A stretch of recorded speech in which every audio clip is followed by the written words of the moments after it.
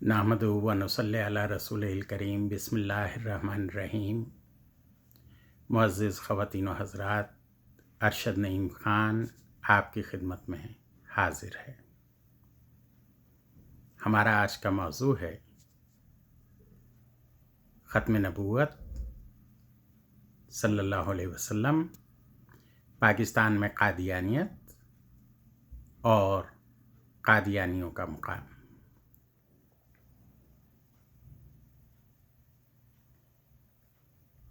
سب سے پہلے ہم اس بات کا واضح اور کھلا اعلان کرتے ہیں کہ نبی آخر الزماں، امام الانبیاء، ختم الرسول حضرت محمد مصطفیٰ صلی اللہ علیہ وآلہ وسلم کے بعد کوئی بھی شخص مسیلمہ کذاب سے لے کر مرزا غلام قادیانی ملعون و مردود، گوہر شاہی ملعون و مردود، یوسف کذاب ملعون و مردود، زید حامد ملعون و مردود، اور کوئی بھی ایسا شخص جو کسی بھی معنی، کسی بھی پیرائے، کسی بھی انداز میں رسول اللہ صلی اللہ علیہ وسلم کی نبوت کے خاتمے پر ایمان نہیں رکھتا، جو کسی بھی ملعون و مردود لعنتی کذاب کو کسی بھی شکل میں نبی مانتا ہے، اس کی نبوت یا خلافت پر ایمان رکھتا ہے، ایسا ہر شخص رذیل و خوار، زندیق، کذاب، جھوٹا، دجال ہے۔ رسول پاک صلی اللہ علیہ وآلہ وسلم کی کہ میرے ماں باپ، میں خود، میرے بیوی بچے اور تا قیامت آنے والی میری نسلیں رسول اللہ صلی اللہ علیہ وسلم، حضرت محمد مصطفیٰ عربی صلی اللہ علیہ وسلم کی ذات پر قربان، آپ کی حرمت پر قربان۔ آپ صلی اللہ علیہ وسلم نے ایک حدیث میں واضح طور پر فرمایا کہ میں آخری نبی ہوں، میں خاتم النبیین ہوں، اور میرے بعد کوئی نبی نہیں ہے۔ معزز خواتین و حضرات، آپ بخوبی جانتے ہیں کہ ہمارا پی ٹی آئی سے کوئی تعلق نہیں ہے، اور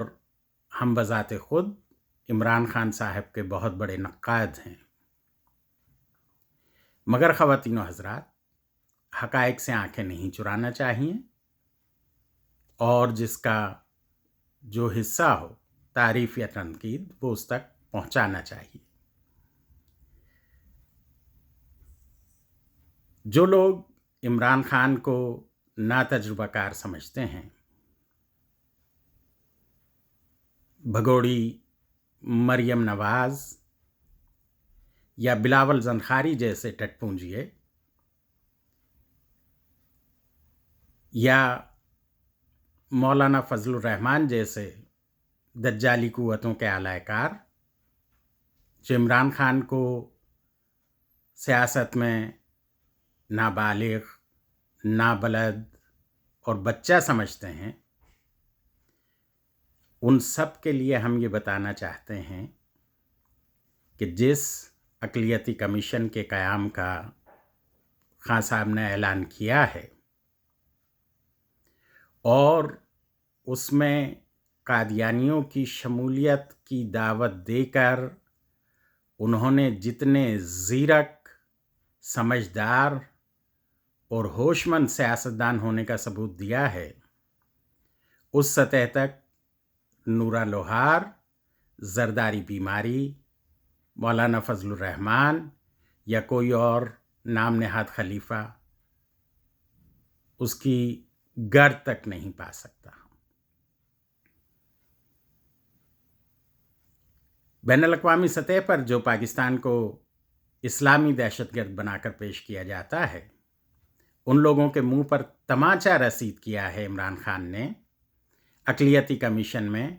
قادیانیوں کو شامل کرنے کا اعلان کر کے۔ اس میں پیپلز پارٹی اور نون لیگ کی طرف سے بے انتہا جھوٹے الزامات، بے بنیاد باتیں، جیسا کہ ان لوگوں کا وتیرہ ہے، وہ بنائی جا رہی ہیں۔ معاف کیجیے، اگین کسی پیشے میں کوئی برائی نہیں ہے، لیکن حد تو یہ ہے کہ جن لوگوں کے باپ دادا مر گئے گھوڑوں کی دم مروڑتے مروڑتے، کوچبانی کرتے کرتے،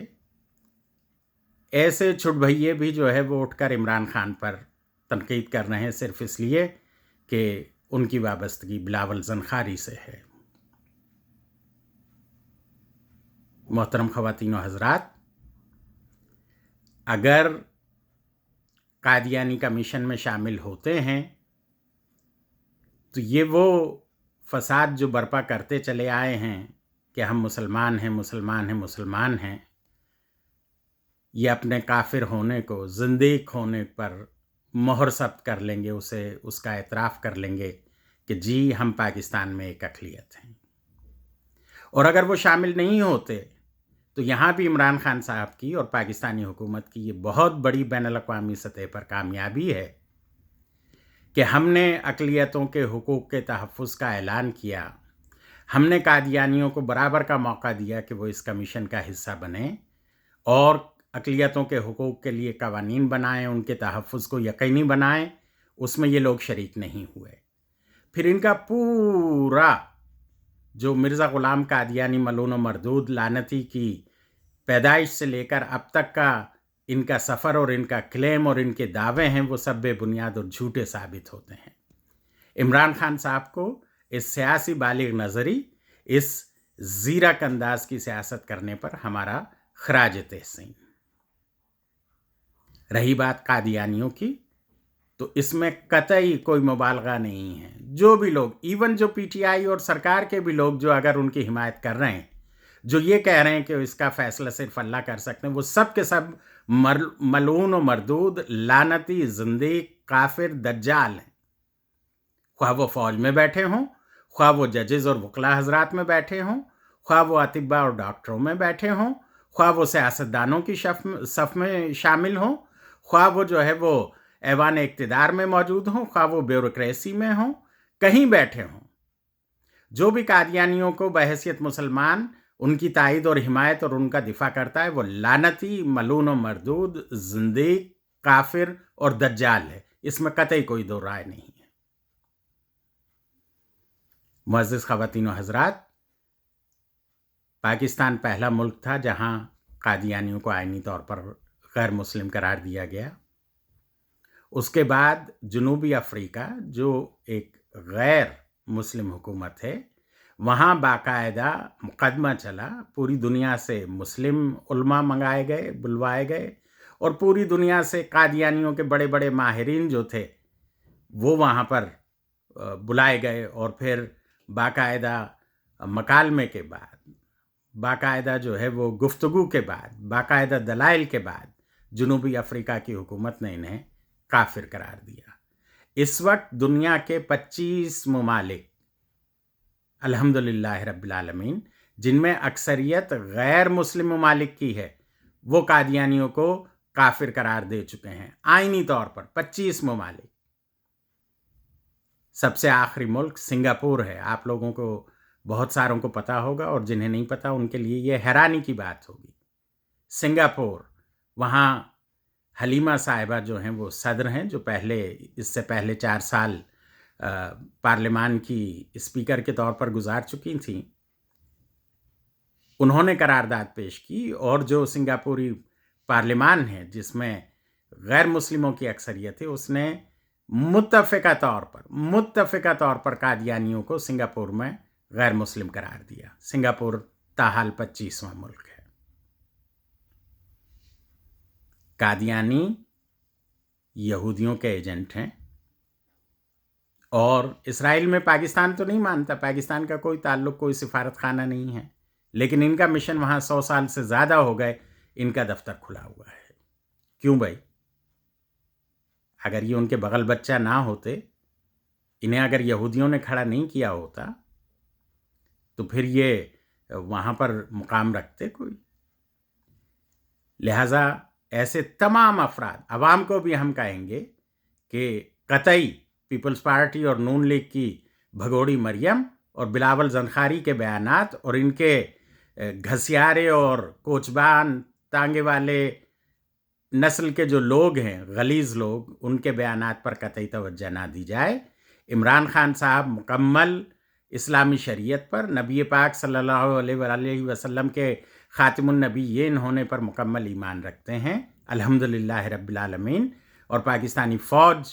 بالکل یہی ایمان رکھتی ہے۔ ہمیں یقین ہے کہ آپ تمام خواتین و حضرات اپنی صفوں میں مکمل اطمینان، اتحاد اور امن قائم رکھیں گے اور پاکستان کو اسلامی شریعت اور دین کے سانچے میں ڈھالنے پر عمران خان کے اور پاکستانی مسلح افواج کے ہاتھ مضبوط کریں گے۔ جزاک اللہ۔ السلام علیکم ورحمۃ۔